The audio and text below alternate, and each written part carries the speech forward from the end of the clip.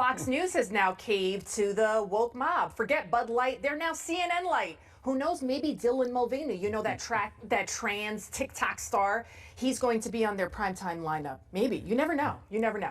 So far, Fox News has booted two strong pro-Trump conservative voices, Dan Bongino and now Tucker Carlson.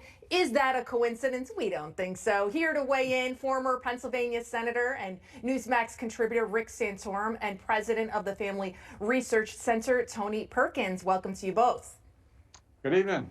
Tony, I'll start off with you first. Vanity Fair is now reporting that Tucker's talk of prayer may have led to his ouster. Here's what Tucker said during his speech at the Heritage Foundation. And even I have concluded it might be worth taking just 10 minutes out of your busy schedule to say a prayer for the future, and I hope you will.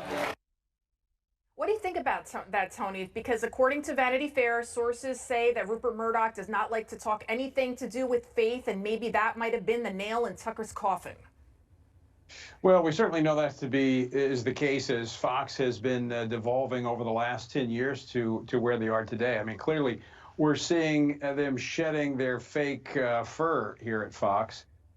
Look, I think this tells us a lot more about Fox than it does Tucker. And here's the warning for Fox, is that we know this because as we poll our core constituency, which we describe as spiritually active, governance engaged conservative SageCons, they tuned into Fox because of Tucker. Tucker is the one who drew them in. So I think you're going to see a mass exodus, basically turning the knob, flipping the switch, whatever you want to call it, of conservative Christians moving away from Fox. And they could turn in right here to Newsmax. Yes, they can. We do not have a problem talking about faith and prayer. Senator, you know, Tucker had a recent interview with Charlie Kirk, and he was giving thoughts about the establishment. Let's take a listen. Like, the powers that be will win, at least in the short term. Ultimately, they'll all blow up, but like, we're powerless and hated. I think this myself all the time. Are they going to crush me? Oh, yeah. Okay. Senator, strong words considering where we are tonight. You know, was that set in stone when he said that? Look, I think that Tucker Carlson was an entertaining, bright, controversial, in my opinion, all the good ways. I mean, I didn't agree with Tucker on a lot of things he said, but I really enjoyed what he said. I enjoyed the way he presented it, and he attracted a lot of viewership because he was good humored, he was insightful, he was self-deprecating, sort of everything you'd want to see from a host. And if someone like that, who has that kind of audience, can be canceled because of the corporation's fear of either fear of the left and what they're doing to them, or they want, rumors are they want to sell the business and they can get more money if they, quote, clean out the real conservatives. That's just it's tragic. It doesn't speak well for Fox and for Rupert Murdoch. I'm really disappointed. I used to work at Fox, and I was able to say whatever I wanted to say. It's obviously not the case anymore. You can't really say whatever you want to say. You can't be a real conservative and voice those opinions there anymore and stay. And that's a sad moment for the country. But I would say it's an opportunity for other stations like Newsmax and others to be the authentic, truthful conservative voice out there in America.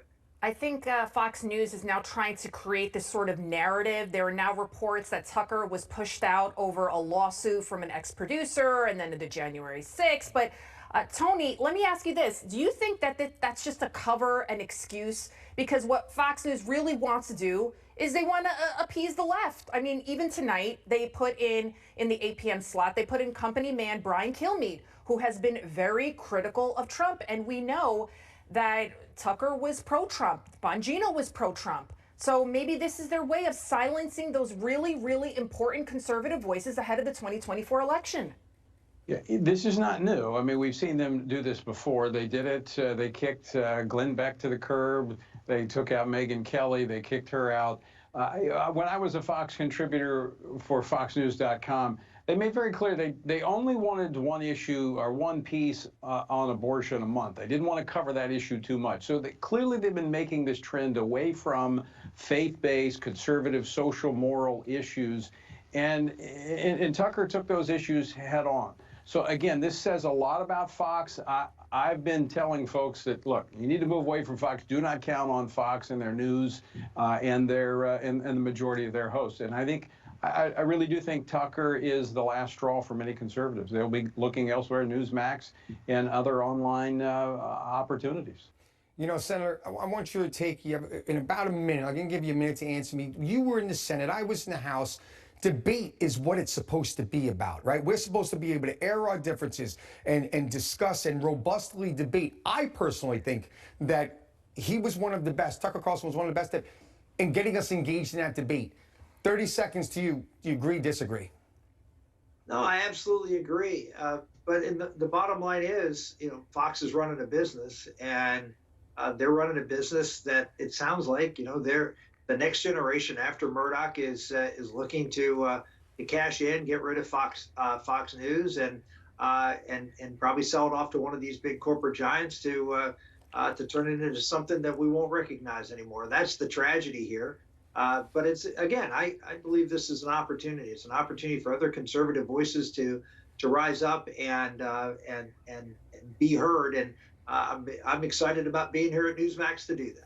Absolutely. Rolling Stone magazine, by the way, just issued a report, an exclusive report, saying that Fox has a secret opposition file to keep Tucker in check. They've been stockpiling information on him, and that it's going to get really ugly, really messy. It is so unfortunate because he was such a strong and powerful conservative voice, and we wish him well. And I have no doubt we will be hearing from him again. Tony Perkins and Senator Rick Santorum, thank you so much. Thanks. Thank you. Have a good night. Good night.